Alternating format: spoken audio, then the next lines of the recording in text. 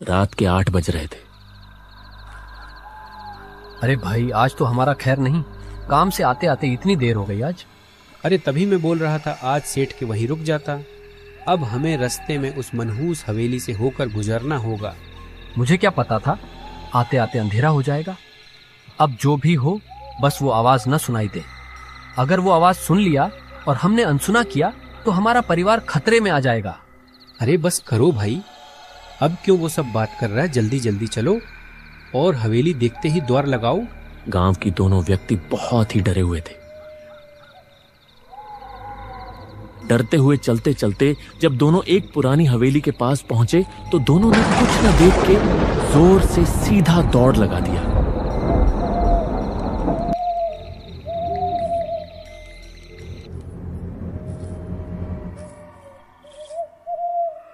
और दौड़ते दौड़ते दोनों हवेली से काफी दूर आने के बाद रुके। बाल बाल बचे। भगवान का शुक्र है जो हवेली से कुछ आवाज सुनाई नहीं दिया। हाँ भाई, बाल बाल बचे। अब से ऐसी गलती कभी भी नहीं करूंगा। ये सब बोल के दोनों हाँफते हुए सुकून की सांस लेके निकल जाते हैं। यहां छोटे से किराए के कमरे में पीली ट्यूबलाइट झिलमिला रही थी। टेबल पर कुछ किताबें, एक सरकारी नियुक्ति पत्र और बिस्तर पर बैठा एक सीधा सा आदमी, रवि कुमार, उम्र लगभग 32 साल। एक सादा सी मुस्कान और चेहरे पर थकान ली। पास में उसकी बीवी नीरा, जो कपड़ों की तह लगाते हुए बोल रही थी। तो सच में जाना पड़ेगा क्या आपको? इतना दूर का गांव, न सड़क ठीक, न अस्पताल, न कोई जान पहचान। आप वहाँ कैसे रह पाएंगे? अरे भाग्यवान, डर क्यों रही हो? ये सरकारी नौकरी है, पोस्टिंग जहाँ मिले वहाँ जाना ही पड़ता है। कुछ दिन की बात है, फिर ट्रांसफर लगवा लूंगा। वैसे भी गांव में शांति होती है, और वैसे भी हम भी गांव के ही निवासी हैं। शांति या सन्नाटा? आपने सुना नहीं क्या? लोग कहते हैं कुछ गांवों में रात को अजीब घटनाएं होती हैं। किसी ने बताया था सोनगढ़ के पास के इलाके में कुछ हवेली है। लोग बोलते हैं वहां कोई डरावना घटना घटित हुआ था। और आपका पोस्टिंग भी वही ही होना था क्या? अरे नीरा, तुम भी ना सुनी सुनाई बातों पर यकीन कर लेती हो। वो सब पुराने जमाने की बातें हैं। भूत प्रेत कहाँ असलियत में होते हैं। जिंदगी का असली डर तो दिल में होता है। ठीक है, वैसे भी अब हम कर ही क्या सकते हैं। आप बस अपना ध्यान रखना और दिन रहते ही कोई किराए का कमरा ले लेना।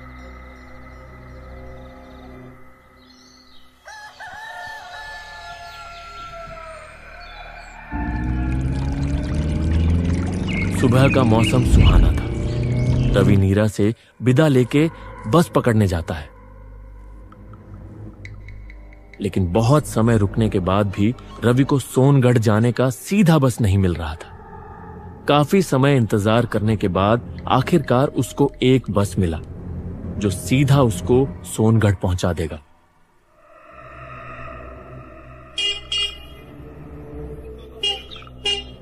कुछ समय बाद वो बस से सोनगढ़ पहुंचा, लेकिन सोनगढ़ पहुंचते पहुंचते उसको देर हो गई और दिन ढल गया था। अब उसको अपने लिए एक किराए का कमरा भी ढूंढना था, इसलिए वो सोनगढ़ गांव के भीतर जल्दी जल्दी चल पड़ा।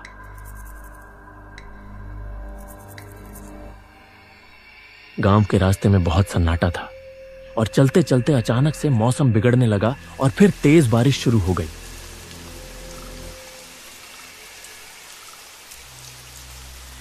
ओहो, ये बारिश भी ना अभी ही आना था इसको भी।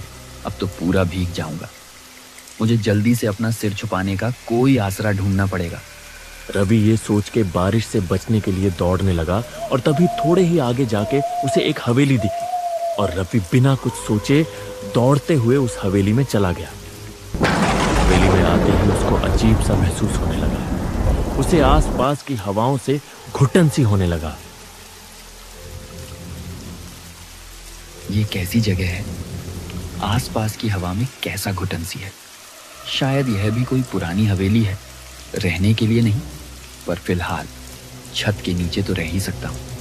उसने देखा मुख्य दरवाजा खुला हुआ था और ये देख वो अंदर चला गया। अंदर आते ही उसने देखा कि अंदर अंधेरा और सीलन थी।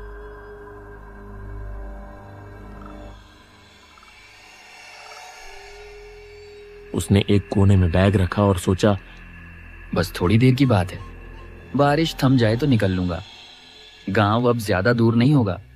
लेकिन तभी ऊपर से कुछ गिरा, ठाक से। रवि ने सिर उठाया और देखा शायद कोई लकड़ी गिरी होगी, पुरानी हवेली है, टूटी फूटी होगी। उसने फिर नीचे देखा। अंधेरे में उसे कुछ ठीक से दिख भी नहीं रहा था। उसने अंधेरे में जैसे तैसे देखा कि दीवार पर किसी बच्चे की उंगलियों जैसे निशान थे, मिट्टी में गड़े हुए, जैसे किसी ने अंदर से बाहर निकलने की कोशिश की हो। ये देख रवि थोड़ा डर गया और पीछे हट गया। तभी ऊपर से किसी की हल्की सी सिसकी सुनाई दी। मुझे मुक्ति चाहिए, मुझे मुक्ति दो। रवि का दिल जैसे रुक गया।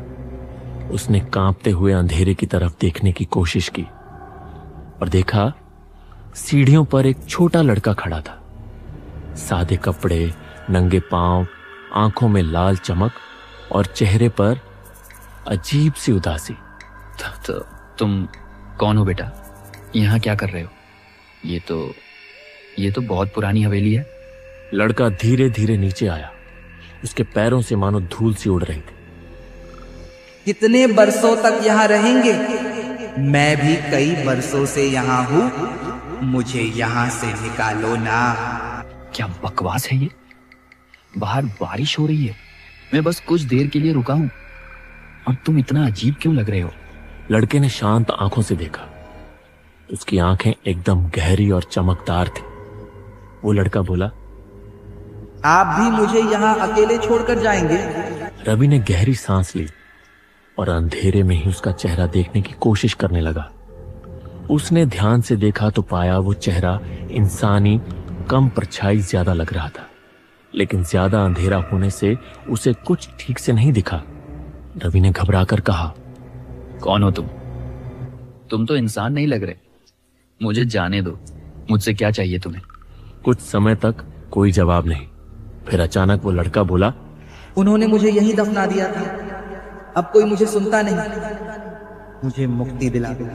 रवि ये सुन के बहुत डर गया और पीछे हटने लगा। उसकी सांसें तेज हो रही थी और बारिश की आवाज के बीच बस बच्चे की फुसफुसाहट गूंज रही थी। मुझे मुक्त कर दो। और अगले ही पल वो बच्चा गायब हो गया। सिर्फ हवा में गूंजती उसकी करुण आवाज बची, मुझे मुक्ति दो, मुझे मुक्ति दो। रवि का दिल जोर जोर से धड़क रहा था। उसे कुछ समझ नहीं आ रहा था कि आखिर वो कोई लड़का था या कुछ और। बाहर बारिश अब भी जारी थी और हवेली में सन्नाटे के बीच किसी अदृश्य शक्ति की आभास हो रही थी। कुछ समय तक रवि ऐसे ही डरे सहमे बैठा रहता है और अचानक से बारिश रुक जाती है, जैसे बारिश भी जानबूझ के रुक गई हो ताकि रवि वहां से निकल पाए। रवि को यह अजीब लगा, फिर भी उसने डर के मारे बारिश रुका देख तुरंत वहां से निकल आया। रवि जाते हुए पीछे घूमकर देखा तो उसको वही लड़का हवेली के छत पर खड़ा दिखा। उसे देखते ही रवि तुरंत आगे की तरफ देख के भागने लगा।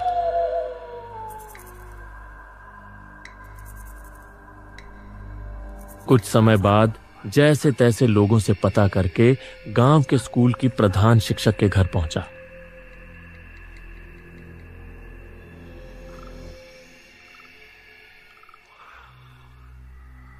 आप कौन है? इतनी रात को आपको क्या चाहिए? मैं हूं रवि, आपके स्कूल के विज्ञान का नया शिक्षक। ओह, अच्छा अच्छा, आइए आइए।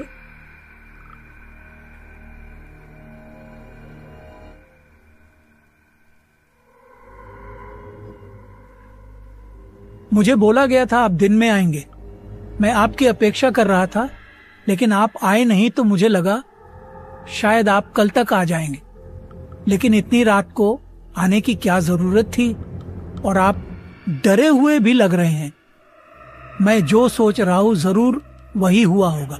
आना तो दिन में चाहता था, लेकिन बस नहीं मिल रही थी, और जब मिली तब आते आते शाम हो गई। और रास्ते में जो हुआ मेरे साथ उसे देख के तो मेरी रूह कांप गई, ऊपर से वो अजीब सी बारिश। मैं सब समझ गया। आखिर आपके साथ क्या हुआ? आप किस्मत वाले हैं जो वहाँ से निकल आए। गांव में अफवाह है बहुत पुराने। अफवाह? कैसी अफवाह? आप जरूर उस हवेली के पास गए थे और वो हवेली भी आपको उसके पास खींच ले गई होगी, क्योंकि यहाँ तो कोई बारिश नहीं हुई और जरूर आप जब हवेली के पास पहुंचे तो बारिश हो गई होगी। हाँ, ऐसा ही हुआ था। लेकिन वो अफवाह क्या है? अफवाह नहीं, श्राप कहो। गांव के लोग और हम सब मानते हैं कि जो कोई भी रात को उस हवेली के पास जाता है उसे कुछ आवाजें सुनाई देता है या कोई परछाई दिखाई देता है, और अगर उस आवाज को कोई अनसुना करके आता है तो वो और उसका परिवार नींद में ही मरे हुए पाए जाते। हालांकि अभी तक गांव के किसी भी व्यक्ति के साथ ऐसा हुआ नहीं, क्योंकि रात को कोई उस हवेली के पास नहीं जाता है और भूल से चले भी जाए तो सीधा दूर भाग जाते हैं। लेकिन मैं तो हवेली के अंदर ही था और नहीं मैंने सिर्फ आवाज सुना था। मैंने तो वहां एक बच्चे को भी देखा जो कि परछाई जैसा लग रहा था। वो बिल्कुल भी इंसानी बच्चा नहीं लग रहा था। रवि के मुंह से ये सुन के हेडमास्टर की आंखें जैसे फटी की फटी रह गई। वो डर से दहक उठा था, साथ ही उसे रवि के लिए बुरा लग रहा था। रवि, ये तुमने क्या किया? कुछ भी हो जाता, लेकिन तुमको उस हवेली में नहीं जाना था। अब आगे क्या होगा तुम्हारे साथ, ये सोच के ही डर लग रहा है। ऐसा पहली बार किसी के साथ हुआ है। गांव वाले अगर ये जान लेंगे तो तुम्हें गांव में रहने भी नहीं देंगे। रवि हेडमास्टर के मुंह से ये सब सुन के बहुत डर जाता है।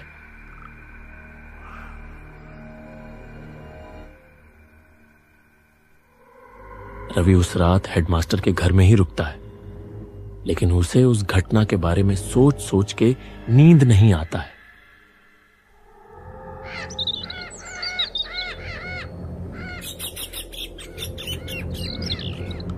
अगली सुबह रविवार का दिन था। रवि डरते हुए हेडमास्टर से बात करने लगा था। सर, मुझे पूरी रात नींद नहीं आई और सोचा अगर उस हवेली की श्राप लगते ही किसी के परिवार को नुकसान होता है तो क्यों ना मैं मेरे घर जाऊं ही नहीं, जो भी होना है मेरे साथ हो जाए।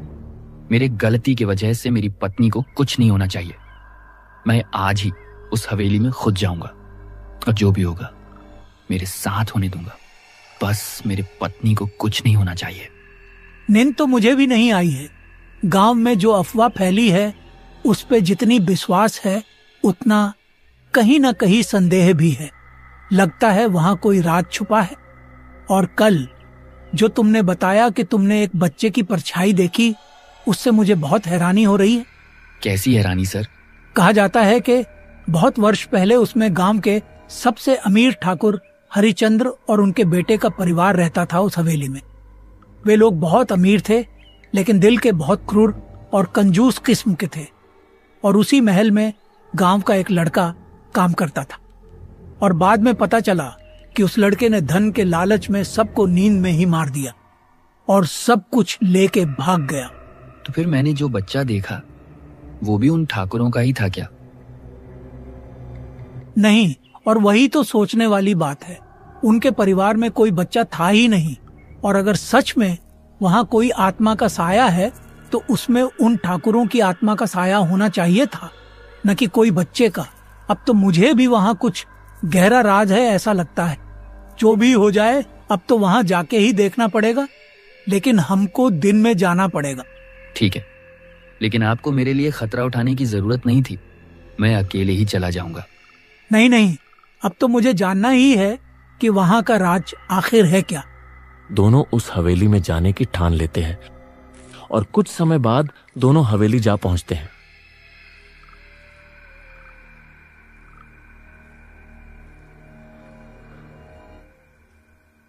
दोनों ने भीतर प्रवेश किया। भीतर दिन में भी अंधेरा था। रात के मुकाबले कम था, लेकिन देखने में बहुत भयानक लग रहा था। रवि सीधा जोर जोर से बोलने लगा।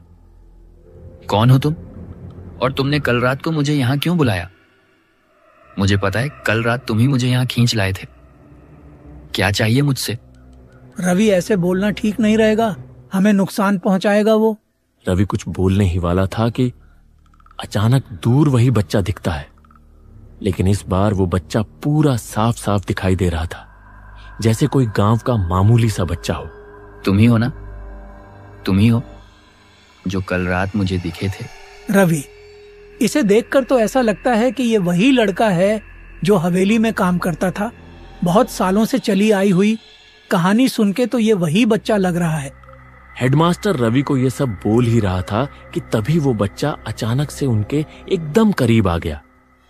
दोनों ये देख बहुत डर गए, लेकिन फिर उन्होंने देखा कि उस बच्चे के चेहरे पर दुख साफ झलक रहा था और वो रो रहा था। मुझे पता है तुम हमसे कुछ कहना चाहते हो। बताओ क्या कहना चाहते हो और क्यों गांव वालों पे अपना श्राप देके रखा है? रवि के ये पूछने पे लड़का कुछ समय तक कुछ भी जवाब नहीं देता और माहौल एकदम सन्नाटा पड़ जाता है। बस ठंडी हवा की आवाज आ रही होती है। कुछ समय बाद वो बच्चा बोलने लगता है, मेरी मदद कर दो, मुझे मुक्ति चाहिए। मुक्ति? हाँ, कल भी वही बोल रहे थे। आखिर क्या मुक्ति चाहिए तुम्हें? तुम्हें हुआ क्या है? सब बताऊंगा। कोई भी नहीं सुनता मेरी बात, सब डर कर भाग जाते हैं। तुम दोनों पहले हो जो खुद यहाँ आए हो। हम नहीं भागेंगे, हमें सब बताओ। कई वर्ष पहले की बात है, मैं अपनी माँ बाबा के साथ इसी गांव में रहता था। बाबा बीमारी के चलते ठीक से काम नहीं कर पाते थे और घर चलाने के लिए मैं इस हवेली के ठाकुर हरिचंद्र के पास काम करने आया था। वे लोग मुझे रोज की सब काम करवाते थे और अगर मुझसे कुछ भी गलती हो जाती थी तब वो लोग मुझे बहुत मारते थे। एक दिन जब मैं सफाई का काम कर रहा था, मुझसे गलती से एक उनकी पुस्तैनी कलश टूट गया और ये देख के ठाकुर के बेटे ने गुस्से में आके डंडे से मेरे सिर पे मार दिया और मैं वहीं तड़पने लगा। मैं खुद को तड़पते हुए मरते महसूस कर रहा था, लेकिन मैं कुछ कर भी नहीं सकता था, इसलिए मरते समय उनको अभिशाप दे गया। तुम लोगों ने जैसे एक छोटी सी गलती की वजह से मुझे इतनी बड़ी सजा दी है, वैसे ही तुम लोग भी इस पाप का सजा खुद ही भुगत के मर जाओगे। लड़के के मरने के बाद सब लोग उसके लाश को अपने हवेली के तहखाने में रख देते हैं।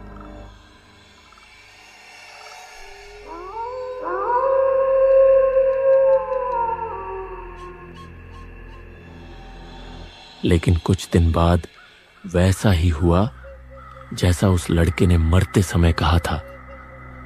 उनके कुएं में एक जहरीला सांप मर जाता है और जब सब लोग वो पानी पीते हैं, सब रात को अपने अपने बिस्तर में ही मरे हुए मिलते हैं। गांव वालों ने जब देखा कि सब लोग रहस्यमयी तरीके से मरे हुए थे, तब लोगों ने सोचा कि मैंने सबकी हत्या करके उनका धन लेके कहीं दूर भाग गया। और फिर गांव के लोगों ने ठाकुर के परिवार का अंतिम संस्कार करके मेरे माँ बाबूजी को गांव से निकाल दिया और जंगल में भटकने के लिए छोड़ दिया। मुझे तो पता भी नहीं चला कि मेरे माँ बाबा ने अपनी आखिरी समय में क्या कहा और कैसे बिताया। मैंने सोचा था कि मैं उनको एक अच्छी जीवन दूं, लेकिन मेरी वजह से वे हत्यारे के माता पिता कहलाए और मैं बेबस होकर इस हवेली में कैद हो गए। रवि और हेडमास्टर लड़के के मुंह से ये सुन के बहुत उदास हो गए और लड़के की दुख भरी कहानी सुन के दोनों के आंखों से आंसू निकल गए। बहुत बुरा हुआ तुम्हारे साथ। ऐसा किसी के साथ भी होगा तो उस पे क्या बीतेगी मैं समझ सकता हूं, लेकिन कृपया तुम गांव वालों को नुकसान मत पहुंचाना। हम तुम्हारी मदद करेंगे। हम करेंगे तुम्हारी अंतिम संस्कार और सब गांव वालों के सामने ये सच्चाई लाएंगे।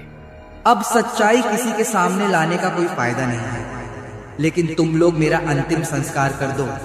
कम से कम मरने के बाद तो मैं अपनी माँ बाबा के पास जाके अपनी दायित्व न निभाने का माफी मांग पाऊंगा। ठीक है, हम करेंगे, लेकिन हमें ठीक से करना क्या होगा ये बता सकते हो? तहखाने में मेरे शरीर को रखा था उन्होंने। जो अंश मेरे शरीर की बची होगी उसको ले जाके पंडित से चिता पे अग्नि दे दो, मुझे मुक्ति मिल जाएगी। कुछ समय बाद दोनों तहखाने से उस लड़के की शरीर की बची कुची अंश को ले जाके पंडित से चिता पे अग्नि दे देते हैं।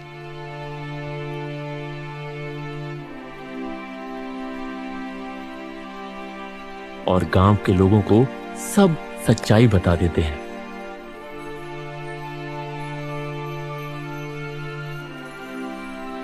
थोड़े ही देर बाद सब लोग देखते हैं हवेली से एक रोशनी ऊपर की तरफ जा रहा है।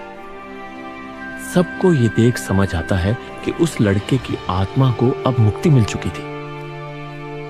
सबको उस लड़के की कहानी जानकर दुख होता है।